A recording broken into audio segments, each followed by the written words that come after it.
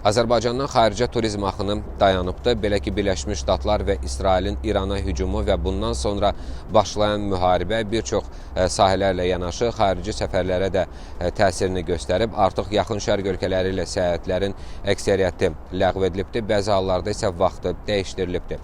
Problemlər təkcə yaxın şərqlə, Dubay, Misir, Küveyt və Qətərlə bitmir. Bəzi istiqamətlər, o cümlədən Asiya təyyarə uçuşu bu ölkələrdən keçdiyi üçün həmin istiqamətlərə səyahətlər də dayandırılıbdır.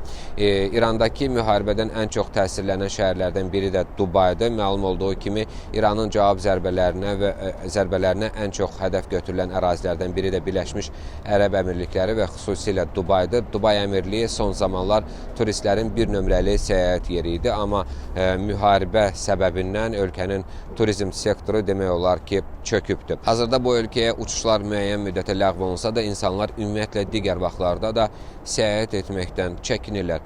Turizm şirkətləri bildirir ki, bəzi turistlərin gedişləri ləğv olunubdur, bəzilərinin vaxtı dəyişdirilibdir, bəziləri qiymətin düşdüyünü, bəziləri isə eyni qaldığını bildirir. Verilən ən son məlumatlara görə hazırda aktual istiqamət yalnız Türkiyə və Avropadır. Müştərilər bu istiqamətlərə üst tuturlar. Şirkət nümayəndələrinin sözlərinə görə bəzi yaxın şərq ölkələrinə getmək indi də mümkündür. Məsələn, Əbu Dabi, Şarja, Doha, Dubay kimi şəhərlərə getmək mümkün olmasa da Misirə getmək imkanı var. Bu şəhərə hazırda turlar və fərdi səyahətlər satılır, rezervasiyalar qeydə alınır. Uçuşların nə zaman bərpa olunacağı haqqında isə konkret məlumat olmasa da bəzi yaxın tarixlərdə olan uçuşlar ləğv edilməyibdir. Qiymətlərə gəldikdə isə bəzi şirkətlər uçuş olmadığı üçün qiymətlərin ucuzlaşdığını, bəziləri isə heç bir fərq olmadığını bildirirlər.